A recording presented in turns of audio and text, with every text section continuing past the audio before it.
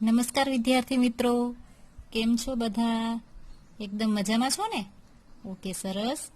તો બાળ મિત્રો, આપણે ગુજરાતીની અંદર વ્યાકરણના કેટલા મુદ્દાનો અભ્યાસ કરી રહ્યા છીએ.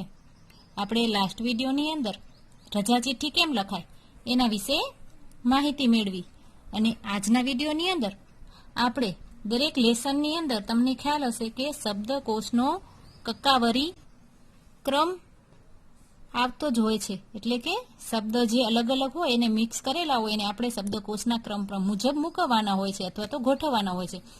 તો આપણે આજે એનો કેટલાક નિયમો અને એ કેવી રીતના આપણે એને ક્રમની અંદર ગોઠવી શકીએ તેના વિશેની માહિતી મેળવશું. તમારી ગુજરાતીની સ્વાધ્યાય પોથી પેજ નંબર 11 ઉપર પણ તમે જોઈ શકશો કે પ્રશ્ન 10 છે કે શબ્દકોશની કક્કાવરીના ક્રમમાં ગોઠવો. તો પર્વત, વૃક્ષો, સોગાદ, સિંહ અને ત્રાળ. તો દરેક પાઠની અંદર એક આવો વ્યાકરણનો મુદ્દો હોય છે. તો એના કેટલાક નિયમો વિશે આપણે જાણીએ. જો ક્યાંક આપણી ભૂલ થતી હોય તો એ સુધરી જાય. આપણે બધાએ જે અંકોડી આવે ને એનો તો અભ્યાસ આપણે કર્યો જ છે. તો જ્યારે આપણે ક ખ ગ શીખ્યા ત્યારે એના પહેલા આપણે અ આ ઈ એને શું કહેવાય? તો સ્વર કહેવાય. તો તમે જોઈ શકશો કે શબ્દકોશનો ક્રમ એટલે પહેલા બારાક્ષરી આવે, ત્યારબાદ કલમ ખટારો આવે. એટલે કે પહેલા સ્વરનો વારો હોય અને પછી વ્યંજનનો વારો હોય. તો જ્યારે આપણે કોઈ પણ શબ્દોને આવી રીતના ગોઠવવાના હોય તો આપણે પહેલા એને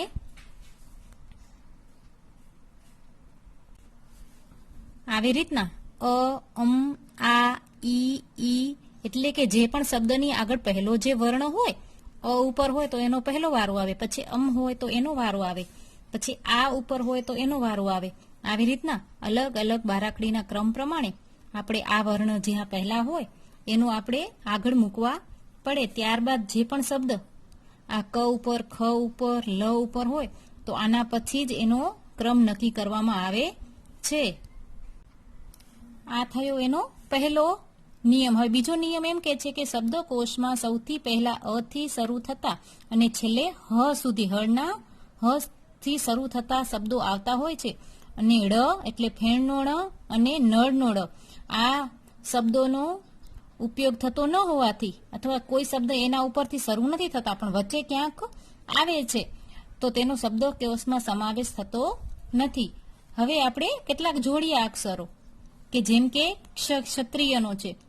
તો ક્ષ છે એ બે અલગ અલગ વર્ણોનું ભેગો થયેલો એક અલગ જ વર્ણ છે. એટલે કે ક્ષ એ ક અને સ નો જોડાક્ષર છે. એટલે જો ક્ષત્રિય શબ્દ હોય તો તમને એમ થાય કે મિસ આને ક્યાં મૂકવાનો? તો આનો જે ક્ષ ઉપરથી પણ જેટલા શબ્દો શરૂ થતા હોય ક ની લાઈનથી માનવાના. એટલે કે એનો આવી રીતના વ્યંજન પ્રમાણે ક ની જગ્યાએ એનો વારો આવે. એટલે ક્ષત્રિયનો ક્ષ બારાક્ષરીમાં તો આપણે કલમ ખડિયાની અંદર તો સાવ લાસ્ટમાં આવે છે. પણ જ્યારે આપણે એને શબ્દકોશના ક્રમમાં ગોઠવીશું ત્યારે એ ક ની જગ્યાએ આવશે, કારણ કે એ ક અને સ નો જોડાક્ષર છે. હવે ત્યારબાદ યજ્ઞનો જે જ્ઞ હોય છે એ પણ જ અને જ નો જોડાક્ષર હોવાથી આ જ ની જગ્યાએ આવશે. એટલે જ્યાં પણ આપણે આ જોયું કે આ પણ યજ્ઞની અંદર આપણે જ્ઞ ઉપરથી જ્ઞાતિ હોય તો એ જ ની જગ્યાએ આવશે એમ. ત્યારબાદ ત્રીજો એનો જે નિયમ છે એ એવું કહે છે કે ક થી હ સુધીના શબ્દકોશને ગોઠવવા કેવી રીતના? તો આપણે ઘણી વખત બારાક્ષરીની લાઈન લખીએ ત્યારે કમ કહ, ક ઉપર જ્યારે અનુસ્વાર હોય છે લાસ્ટમાં જાય છે. પણ શબ્દકોશના ક્રમની અંદર ગોઠવતી વખતે કોઈ પણ મેન મૂળાક્ષર પછી એના પછી અનુસ્વાર વાળો મૂળાક્ષર એ હોવો જોઈએ. જે તમને અહીંયા બતાવ્યું છે કે ક પછી કમનો વારો આવે. જેમ કે ક ઉપર કંઈ પણ નામ કે શબ્દ આપ્યો હોય, કર્તબ લખેલું હોય તો પછી તમને ડાયરેક્ટ ખ નો શબ્દ નથી ગોતવાનો, પણ એનામાં એ જ લીટીમાં જો કંગન શબ્દ મૂક્યો હોય અથવા કંગાળ શબ્દ મૂક્યો હોય તો તરત જ લઈ લેવાનો, એને લાસ્ટ માટે મૂકવાનો નહીં. આવી રીતના ક કમ, કા કામ, કી કિમ, પછી મોટી કી કિમ, કુ કુમ, આવી રીતના આખા એની વર્ણમાલા ચાલે છે. હવે એનો ચોથો નિયમ સમજીએ કે શબ્દનો પ્રથમ અક્ષર સમાન હોય તો બીજો અક્ષર પ્રમાણે અને બીજો અક્ષર સમાન હોય તો ત્રીજા અક્ષર પ્રમાણે તેને આગળ વધવું. આપણે અહીંયા દાખલા તરીકે બતાવ્યું છે કે વિષય, વિષમ, તો બંનેમાં પહેલો અક્ષર બંનેમાં સરખો છે, બીજો પણ સરખો છે. હવે ત્રીજો યતિનો પહેલા આવે કે મરચીનો પહેલા આવે, એવી રીતના આપણે એને પહેલા જે આવે એ આપણે ગોઠવવાનું હોય છે. અહીંયા આપણે કલમ ખડીયો યાદ રાખવો પડે.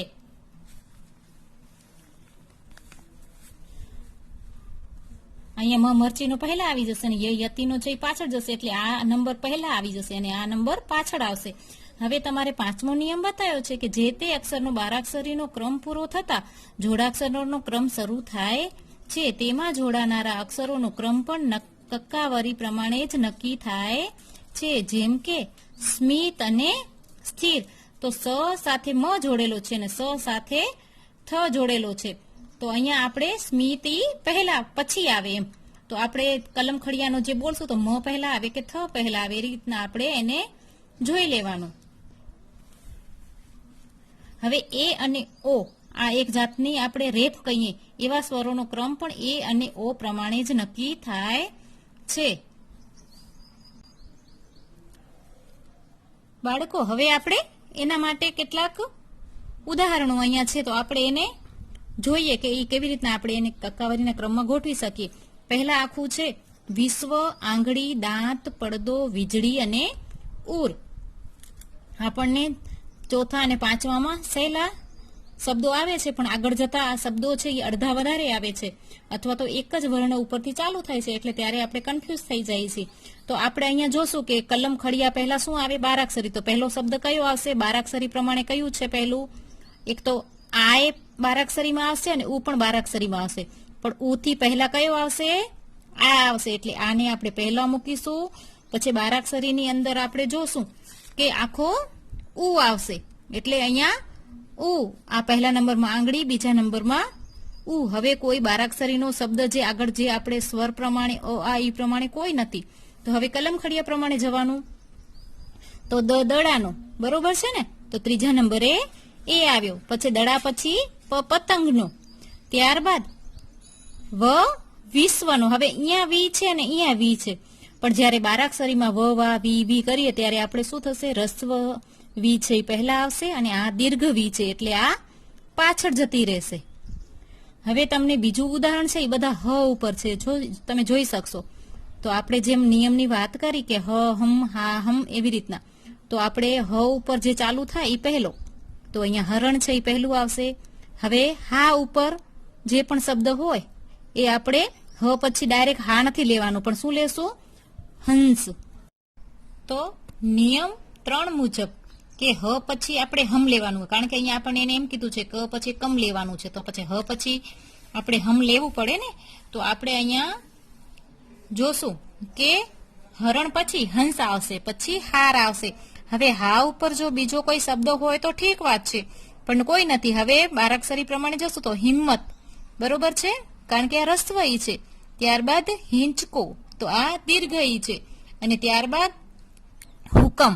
એટલે આવી રીતના આપણે અલગ અલગ શબ્દકોશના ક્રમ પ્રમાણે શબ્દોને ગોઠવી શકીશું. હવે લાસ્ટ ઉદાહરણ એક લઈ લઈએ કે આનામાં બધા મિક્સ શબ્દો છે, તો અ આ ઈ પ્રમાણે એક તો ઊંટ જ છે જે સ્વર છે, ત્યારબાદ ક ખ ઘ ઘ પ્રમાણે ગાયનો પહેલો વારો, બીજો વારો આવશે, ત્યારબાદ બકરી, પછી બળદ, પછી વાઘ અને શિયાળ.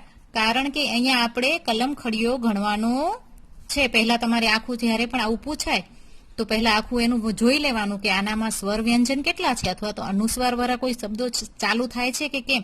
તો તમે સરળતાથી આવી રીતના કોઈ પણ શબ્દને શબ્દકોશના સાચા ક્રમની અંદર ગોઠવી શકશો એમ. તો હવે તમે જે પ્રશ્ન થતા હશે, હવે કદાચ એનાથી તમને આપણા વિડીયોથી તમને એનામાં બધું ક્લિયર થઈ ગયું હશે. તો વિદ્યાર્થી મિત્રો, હવે વળી પાછા એક નવા વ્યાકરણના કોઈ પણ મુદ્દા સાથે ફરીથી મળીશું. ત્યાં સુધી આપ સૌ મને રજા આપશો. આવજો બધા.